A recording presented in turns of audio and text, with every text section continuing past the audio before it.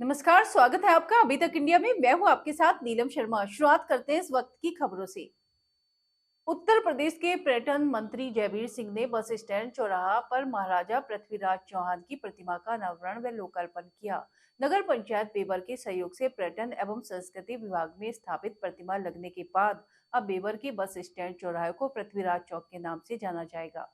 उत्तर प्रदेश के पर्यटन मंत्री जयवीर सिंह ने बस स्टैंड चौराहा पर महाराजा पृथ्वीराज चौहान की प्रतिमा का अनावरण व लोकार्पण किया। सभा को संबोधित करते हुए कैबिनेट मंत्री ने कहा कि मूर्तियों के माध्यम से उनका विभाग राष्ट्र भक्तों को उचित सम्मान दिलाने का काम करेगा। उन्होंने प्रदेश के महत्वपूर्ण चौराहे पर पृथ्वीराज चौहान की प्रतिमा स्थापना में नगर पंचायत के सहयोग के लिए अध्यक्ष को धन्यवाद बोला। सभा के अखिलेश यादव पर हमला बोलते हुए उन्होंने कहा कि 2017 में प्रदेश में योगी की सरकार बनने से पहले समाजवादी पार्टी की सरकार में थाने चलने का काम सपा के अपराधी करते थे, लेकिन योगी सरकार ने कानून व्यवस्था लागू कर अपराधियों का राम नाम सत्य करने का काम किया है।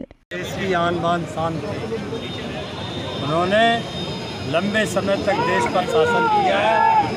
आज उन्हीं की प्रतिमा यहाँ स्थापित की गई है। हमारे पर्यटन मंत्री, संस्कृति पर्यटन मंत्री आदरणीय जयवीर सिंह जी के प्रयास से, उनके सहयोग से, उनकी कृपा से ये मूर्ति स्थापित हुई है।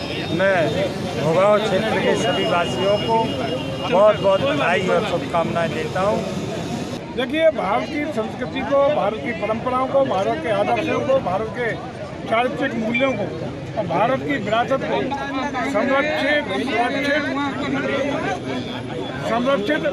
सुरक्षित और समृद्ध का सौभाग्य है कि आदरणीय मोदी जी और योगी जी के नेतृत्व में आज उत्तर प्रदेश और देश अपनी सनातन परंपराओं को आगे बढ़ाते हुए ग्लोबल लीडर बनने की ओर अग्रसर है, विकासशील भारत से विकसित भारत बनने की ओर है और उत्तर प्रदेश हिंदुस्तान का ग्रोथ इंजन बनने की ओर है। ये भारतीय जनता पार्टी के किसी भी कार्यकर्ता का सम्मान पूरी तरह सुरक्षित रहेगा, संरक्षित रहेगा, उसको कोई तकलीफ नहीं होगी।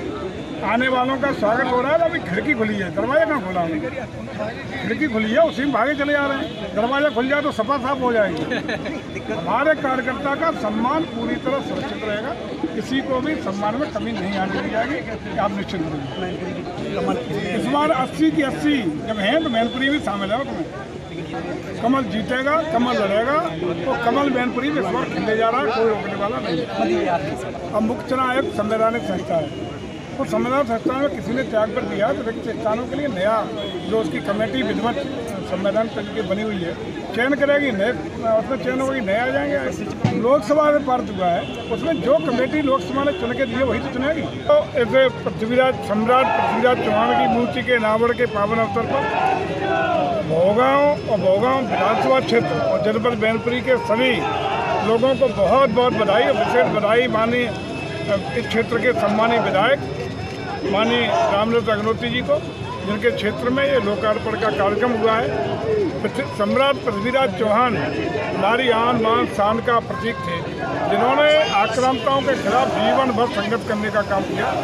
इस समय हमारे प्रदेश की सरकार अपनी संस्कृति, धरोहर और अपनी विरासत के उन मूल्यों को संवर्धित और संकल्पित करने का काम कर रही है, जो हमारे इतिहास के गर्त में चले गए थे।